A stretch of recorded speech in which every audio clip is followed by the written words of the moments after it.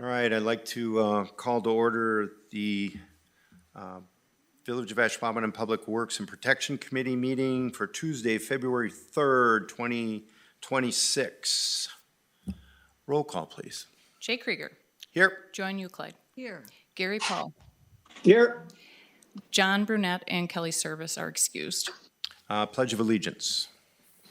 Pledge allegiance to the United States of America and to the republic for which it stands, one nation, under God, indivisible, with liberty and justice for all. Holy smokers. Okay, action on the agenda. I don't have any changes. Let me get a motion. Move to approve. Have motion to approve and a second from Gary. All those in favor say aye. Aye. Aye. Action on the minutes. Any changes or corrections? Move to approve as presented. Second. Motion is second. All those in favor say aye. Aye. Aye. Okay, item number 6, discussion possible action. First one is consider, discuss act on the appointment of the agent for Kwik Trip Incorporated, DBA Kwik Trip at 1270 to assign Steve W. Willis as agent to oversee the store. Joe. Great, thank you, Jay. As indicated in the staff memo, Kwik Trip, the store at 2499 South Point Road, has a new agent that they'd like to have approved to operate and oversee the store.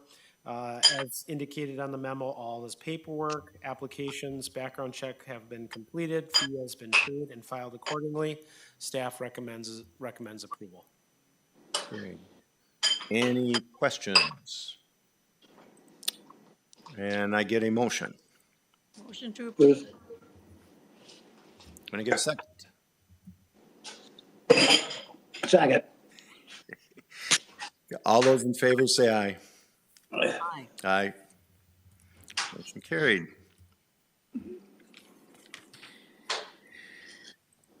Point B, in item number 6, consider, discuss, and act on the appointment agent for Krist Oil Company, DBA Krist Food Mart, number 87, to assign Rebecca Armstrong as a new agent to oversee the store. Joe.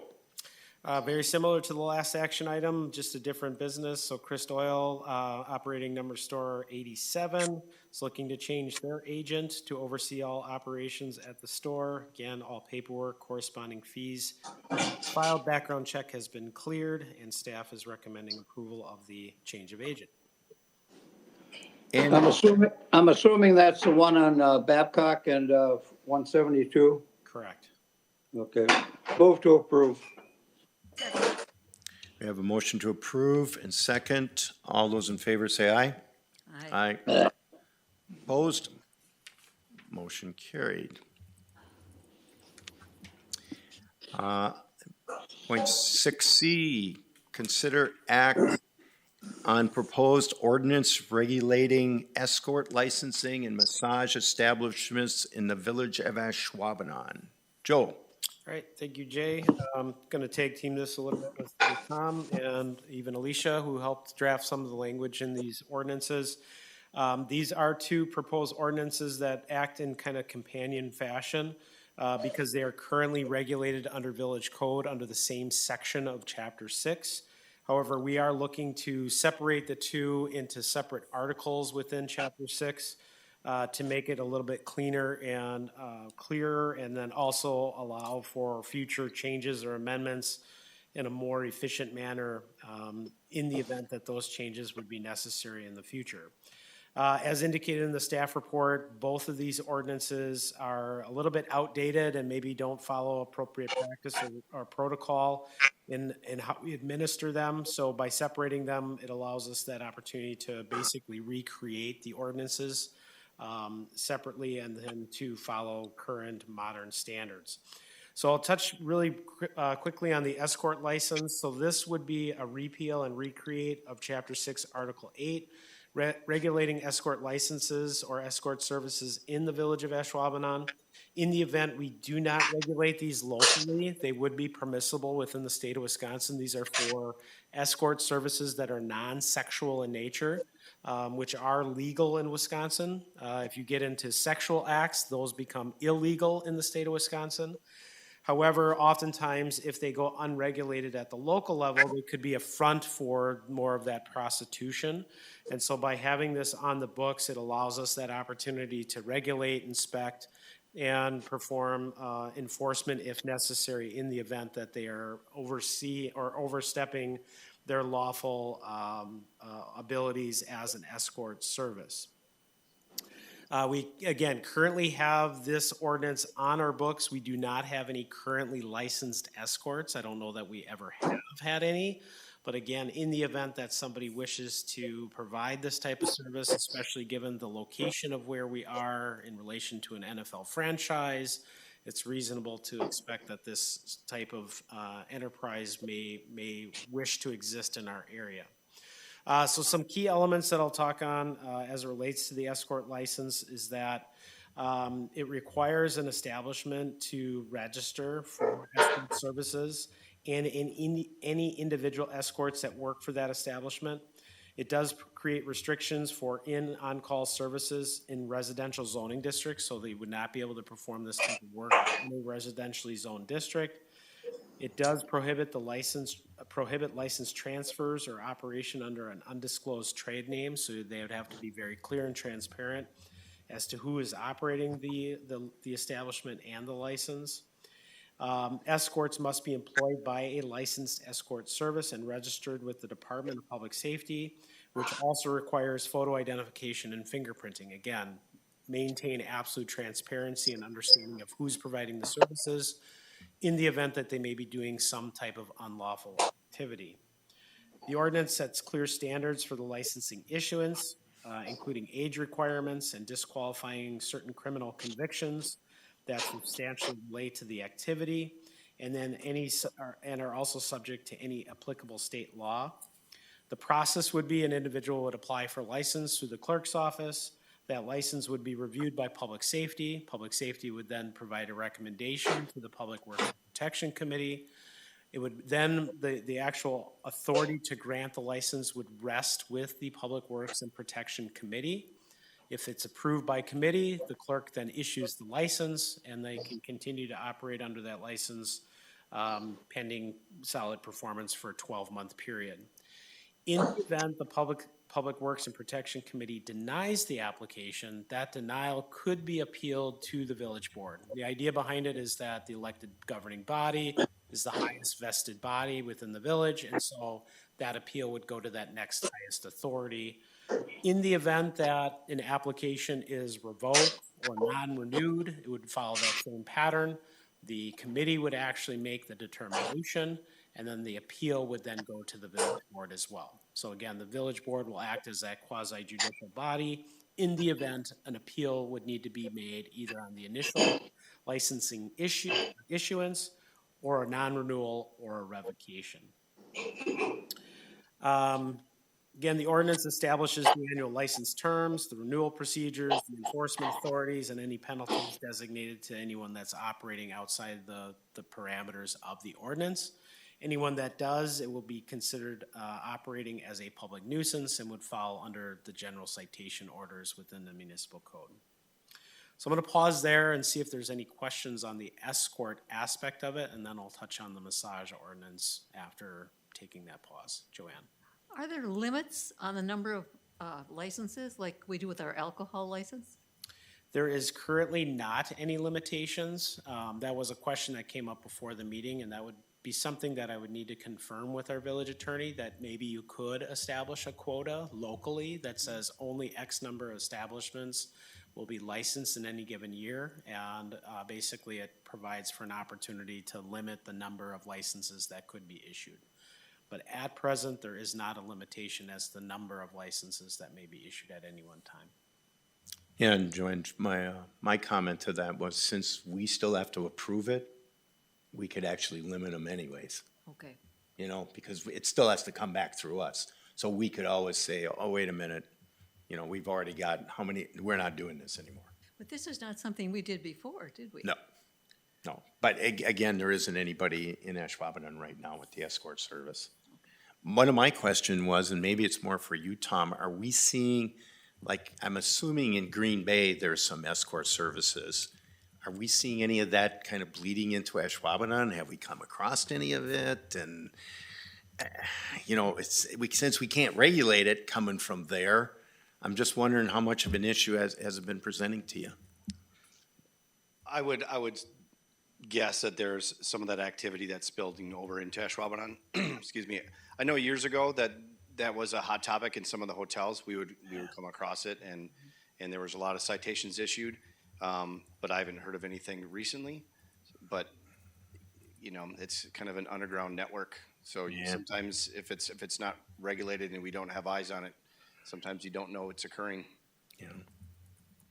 And I think the idea behind it is if you were to encounter a situation where you may suspect somebody is doing an escort type service, and if you don't have a licensing procedure within your own municipal code, they could just simply say, well, I'm performing as a legally operating escort in the state of Wisconsin.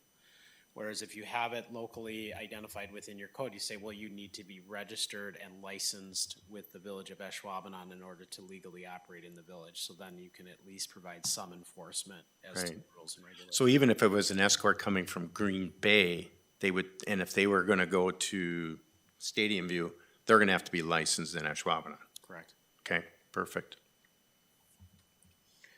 Okay, not seeing any other questions on the escort side of things. The massage establishment ordinance, again, is separating from Chapter 6, Article 8, and creating its own section within the code.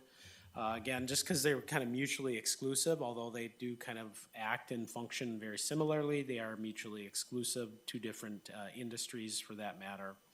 The massage establishment ordinance is a more substantial change than the escort aspect of what's being presented tonight. And the reason for that, in our prior code, we required technicians to be licensed by the village of Ashwaubenon.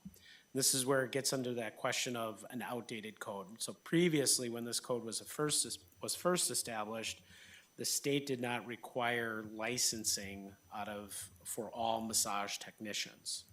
Now the state requires massage technicians to be licensed by the state and disallows local municipalities for requiring an additional local license on top of the state-issued license. So that section of our current code is outdated and unnecessary, so we've removed that. However, we do hear a number of concerns and complaints from residents about the establishments and the potential for them to be areas where trafficking could occur or other sexual activity may occur that would be unlawful.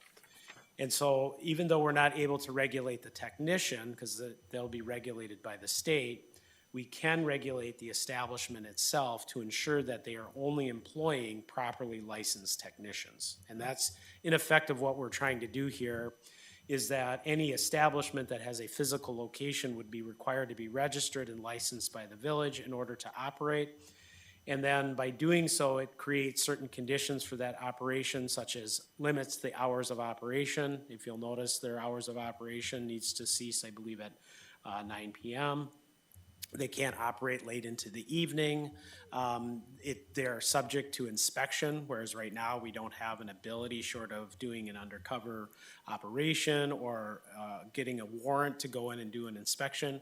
If they're regulated, it's a condition of the license that they have to allow us an opportunity to go in and perform inspections to ensure that the activities that are occurring in the establishment are lawful and meeting the requirements of the village's code.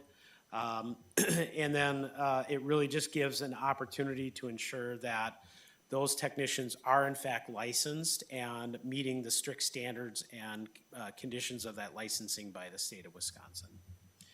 Very similarly to the escort license, procedurally, an applicant comes into the clerk's office, applies for the license, it gets sent to public safety for review. So we're conducting background checks on the agent that is the agent or the establishment operator, as well as the technicians that are employed by the agency.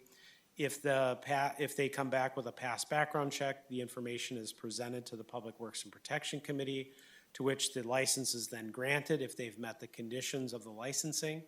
And then the clerk would issue the license very similarly to the escorts. Just like the escort license, if it is ultimately denied at committee, they have a right to an appeal. That appeal would then go to the village board. Same holds true for a situation where a license is not renewed over the next year, or a license is revoked for misconduct or poor performance. So with that, I'll answer any questions you might have on massage establishment licensing. Well, with the alcohol people, it's a 10-year limit on, you can perform, something illegal. And if you're clean for 10 years, then you can be granted the license. Is that something that would be allowed here too? So for the alcohol operator policy, we have a strict standard that the committee has established based on the frequency of denials that we receive, right? So we have a situation where there's a number of denials on the operators. Those denials have generally been appealed, and so the committee and the board felt it would be appropriate to establish standards for, one, why they're denied to begin with administratively, and then two, what the committee looks at when reviewing those denials. Given the fact that these applications are not denied administratively by staff, but denied to the committee, I would not recommend at this point establishing a written policy as to why you base your denial. By doing that, it gives you a very strict standard then that you must follow as a committee, whereas if you don't have that, it allows you to use a greater degree of discretion in making that denial happen, if that makes sense. Yeah. And kind of like in the escort situation, then we can control how many and everything, and we don't have to say, well, we're doing it for this reason. We can just say, nope, we ain't doing it. Correct. The license does not have to be a by right standard. You Right. can use some discretion as to whether or not that license should be issued based on a certain set of circumstances or facts that are presented to you at committee. Right. Joel, and we're just following state codes on this? I mean, we're not adding any verbiage in here as far as the licensings of the massage therapists themselves? Yes and no. So the quick answer on the yes side is yes, we are following state statutes as it relates to the licensing of the individual technician. So long as they are licensed by the state of Wisconsin, they can operate as a technician. However, they would need to operate as a technician in a licensed establishment, which the village then provides that licensing to. Current, we do not license establishments. We only license the technician. So we're kind of flipping that, where we're going to say we're going to license the establishment, and we're going to allow the state to license the technician, if that Okay. kind of answers. Okay, all right. So we didn't get into the massage establishment ordinance yet. We Am I- we currently do not require a license for an establishment under code. The draft ordinance that is in your packet addresses both those issues. It eliminates the local requirement for a technician to be licensed by the village, because they will have satisfied that through the state. But Okay. then you've added the language that requires licensing for the establishment within that same code. Okay, all right. So now we will be getting a license for the establishment, which I like. Correct. That gives us that Yes. ability. Yes. The fact that the state is taking care of the therapist, that's fine. I'm more concerned about the establishment, to be honest with you, and the ability for us to be able to get into the establishment and regulate it. That's where I see this going, and I like that. Well, I agree with you, Joel, because I'm getting calls, I've had calls, I should say, on an establishment within the village on this problem. And I was told that the safety department is well aware of it. And that just kind of all I could really bring back to my constituents and a school member, a principal, that had brought this in front of me. So I guess this establishment deal, I'm all for, but as of right now, we don't have that. So we've got to set some rules and regulations down with them so that we can go in there and inspect them whenever we want to. That's what this ordinance does, Gary. Right, right. I understand that. But that's why I'm saying I'm all for this, because right now we don't have that. Correct. Yeah, so I think this is really a great thing, and Tom, this going to give you the tools that you need? Yeah, I think some of the language that's written into this is, the best thing is like the hours of operation. So shutting down an establishment at 9 p.m. Right now, we don't have that. You can drive by some establishments, 11 o'clock, 11:30, 12 o'clock at night, they're still in operation. Yep.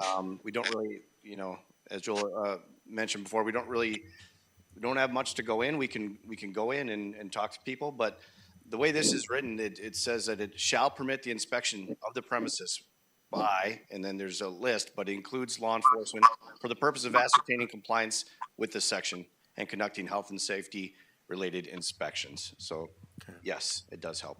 Perfect. Tom, does that let you do that at a moment's notice? Yes, it specifically says at any time during its hours of operation, the establishment shall permit inspection of the premise.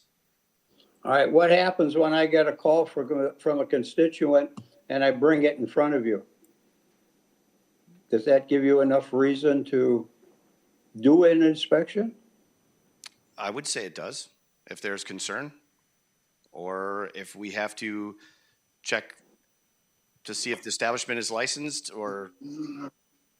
I think that's a conversation I'm going to have with you when I get back. Sure. Process-wise, just so kind of the committee and then ultimately the board will need to understand, is the massage establishment regulation would be new. Right. So we would effectively, if the ordinance went into effect at the end of this month, we would have to publish notice. We have to provide written notification to what we understand to be those unlicensed establishments. Provide them with adequate time to get the appropriate paperwork on file and go through the process of becoming licensed. Mm-hmm. Our plan would be to provide that notification pending approval of the ordinances and give them an opportunity to get that information to us by or before the end of June, so that they would be then licensed July 1. And then the licensing would expire at the end of this calendar year, and they would renew again for a January 1 start. So you'll notice in the ordinance, it talks about a January 1 to December 31st licensing period. We would just recognize that first year would be prorated, if you will, for the remainder of this calendar year, knowing that they would then get licensed again January 1. That was the question I was going to ask. Yeah. So, okay. Do we recognize the establishments that we have? Or are there some that might be kind of hidden someplace that we don't know of? It's certainly possible. We know that there's at least 3 or 4 established locations within the village. There may be more than that. That's something that our zoning department will take a look at, as well as our fire inspection division in public safety, because we'll know based on signage and zoning requests, and then also our commercial fire inspections as well. Okay. All right. I have a question. When you go in to inspect, are you going to be able to look at the records of who signed up for these services? That I'm not sure of right now. Okay. It's different than the Escort license has a little bit more language written about that. Are you asking like the names of the clients that go in? Yeah. So we would not, under the massage establishment ordinance, we would not have the ability to go in and look at who their clients are. What we would be able to do is verify that each technician is licensed through the state of Wisconsin. So we would want to make sure that that is current and accurate. We're able to review their hours of operation. We're able to review to ensure that, the massage rooms, things of that nature are meeting the standards for health and safety, so that there's not anything kind of unsavory, I guess, if you will, kind of going on there. But we would not, for the massage ordinance itself, be able to grab receipts or anything like that to see who the paying clients were. Like, there would be some concerns from a privacy standpoint. I was gonna say, I think we'd be concerned because of privacy. That's what I'm thinking too.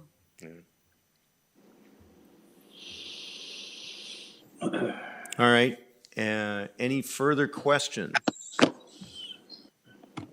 No, I'm good. All right, if not, can we have a motion? I'll make a motion to approve the additional ordinance for the establishments. I don't have that right in front of me here. Okay. So you want to take it from there, Jay, to get a second? Got it. I'll second. Second? Okay. Okay, so we have the motion to approve the ordinances regulating escort licenses and massage establishment as presented, and to forward said ordinance to the village board for adoption. Okay, all in favor, say aye. Aye. Aye. Opposed? It passes. All right. That is the agenda. Any items for next time, please reach out to the office. Otherwise, I will take a motion to adjourn. So moved. Second. We have a motion and a second. All those in favor say aye. Aye. Aye. Motion carried.